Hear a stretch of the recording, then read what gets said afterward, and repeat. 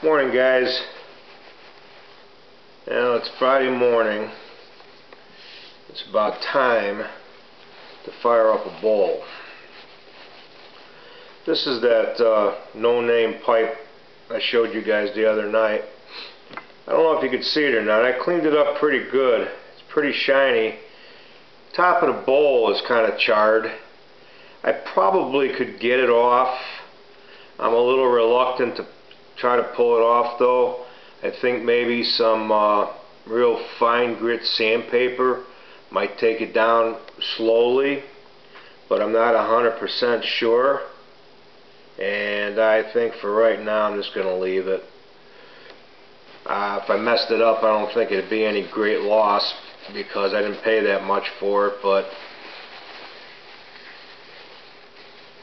I still really like the pipe. I think it's just a really neat looking pipe.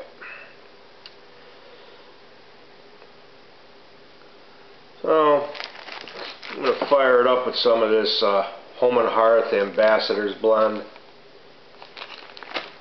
I really appreciate the input from all you guys. It's kind of nice, all the different levels of communication and experience. This Ambassador's blend right now to me feels almost to a point of being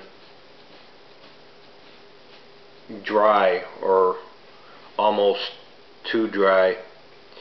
I do have extra mason jars and I really need to pull them out because I am starting to waste some of the tobacco there for not putting it in mason jars.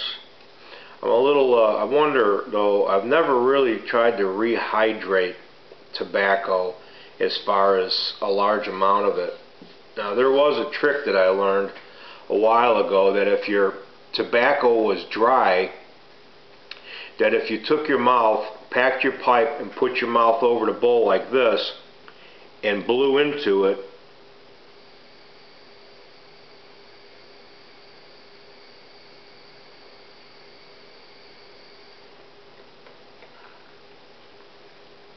you'll get a mouthful of tobacco. Now supposedly the amount of moisture from your breath would be just enough to moisten that tobacco up per bowl.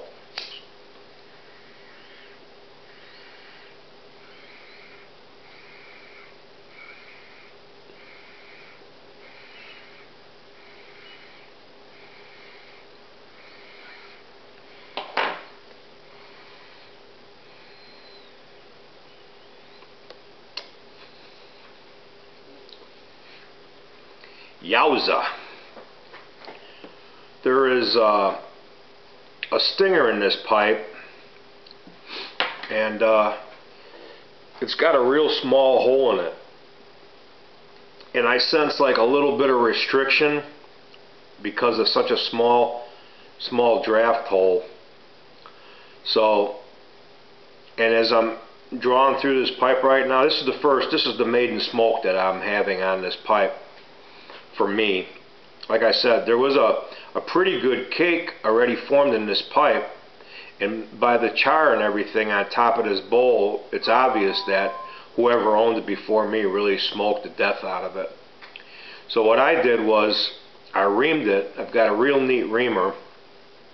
As a matter of fact, let me get that real fast and I'll show you guys this reamer.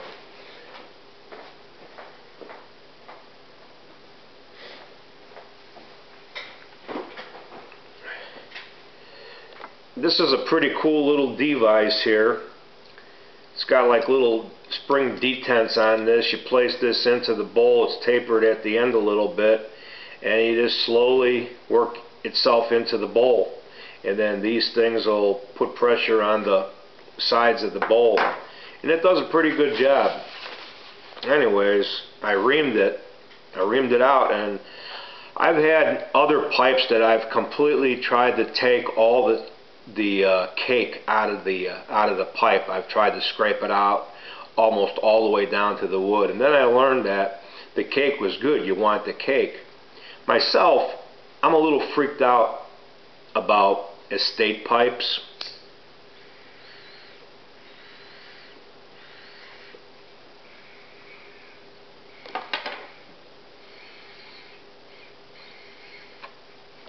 I don't know if you could hear that restriction in the draw, but yeah, the estate pipe thing kind of creeps me out. I don't know, just the idea. I mean, when you think about it, you go to the restaurant, you use silverware, you use cups. Excuse me while I'm thinking about cup.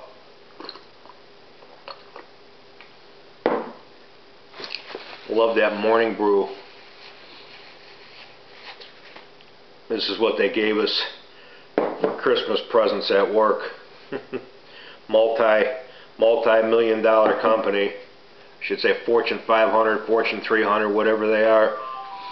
No, I shouldn't say that. They're pretty good to us. We also got gift certificates to Walmart. But anyways, you figure you're eating silverware that's been in people's mouths, dishes, all of this stuff. Don't forget the dentist that's been digging around in your mouth with the bloody instruments. But so anyways, estate pipe, the idea that the thing has been in somebody's mouth, their slobber's been going into it, you know, there's like dottle in the bottom of the bowl. So the first few puffs on an estate pipe after I clean it up kind of freaks me out, but I'll get over it. What I do when I clean pipes, I use either Everclear or not denatured alcohol, grain alcohol. Grain alcohol or Everclear.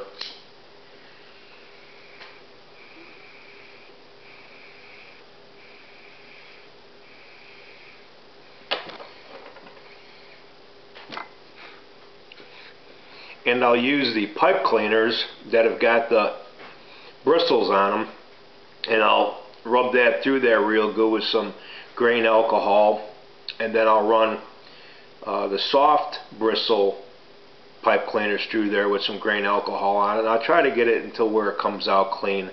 A heavily smoked pipe like this, it's pretty hard to get it all out, but I'll do that a bunch of times. I'll actually take the stem or the bit and drop it into the alcohol, so the grain alcohol or Everclear, and then I'll rub the pipe cleaner into the bit, and then I'll try to clean it off the best I can with that. Rub pipe cleaners through there to get all the alcohol out of it, and then I'll even pour some grain alcohol into the bowl, and I'll put my thumb over the end so that the alcohol doesn't run out, and then I'll toss it out, wipe it all off.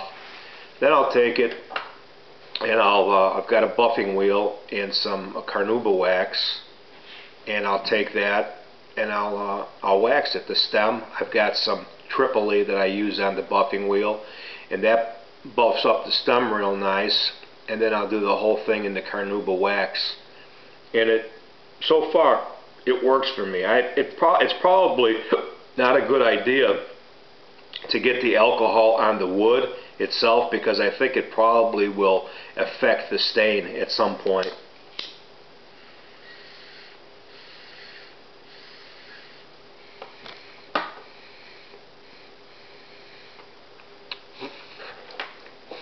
I don't think I'd be doing that with like a Costello or something, a high-end pipe. I'd be a little more reluctant, a little more careful, but something like this, I'm not really too worried about getting the alcohol on the bowl. So yeah, the pipe community here, you guys, I've been on a whole bunch of different pipe smoking forums online, and I don't know, sometimes it just gets overwhelming because so many people post so many different things about so many different comments, and then they start bickering back and forth, and I usually get a little worn out over all that drama, and I really tend to back off of it. I'll be involved with it for a little while, then I'll get off of it. But some of those have got a lot of information. I've gotten a lot of information from those things, and the support and other guys, the older guys that have been doing it for a long time.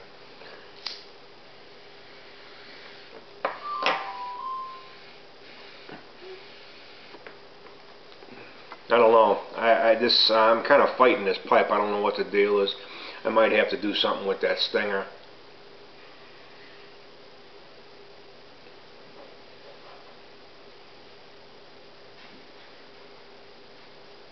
Now, I've heard some other theories about using some different types of alcohol, spirits in other words, to clean the pipes. I don't know, Wild Turkey, Jack Daniels, different brandies and things. The reason I like to use the Everclear and the grain alcohol is because of the high alcohol content. That I figure that alcohol content will burn off any nasty germs that are lingering in the pipes. That's my biggest concern, is the germ factor, especially with a estate pipe. I don't know, what's your guys' thoughts about different alcohols? I'm a clean and sober guy. I haven't had a cocktail for like 9 years. As a matter of fact, the Saturday after Thanksgiving was 9 years since I had a drink. I had a 30-year drinking career. I was one of them guys that couldn't drink responsibly.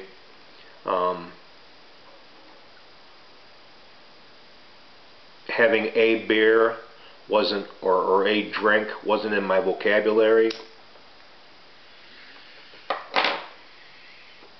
I'd have a beer, and then I'd have your beer, and I'd have his beer, and I would keep having beers until there were no more beers. And that's pretty much how I rolled for like about 30 years.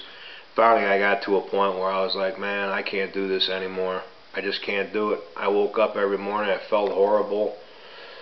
And the thing about it is, you don't realize, people don't see you stumbling and falling down and acting stupid. I had a job, I went to work every day, I had toys, I had stuff, I had money, but I was just horribly miserable inside, and I knew I needed to stop, And I had stopped once for about 14 months, and I picked up, and it was something just totally stupid. I drank by some guy's house because he kept bugging me to drink a beer.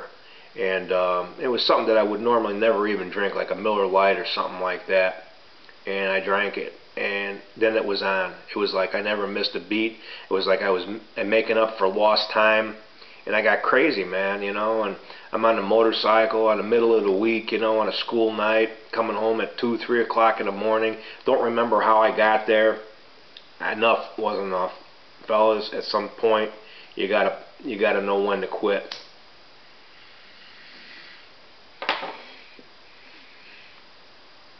Well, that's my rant for this morning. I'm going to go and finish this bowl, maybe see what the hang-up is inside of it. My girlfriend's coming home from Maryland. She was up in Maryland for the week, so that's going to be nice to see her again. And hopefully I'm going to do a video with the bike. It's supposed to be a little bit warmer this afternoon. I'm going to roll it out, fire it up, let you guys see it. So we look forward to talking to you guys later on, and God bless you, and have a nice morning, afternoon, or whatever you're doing. Bye-bye.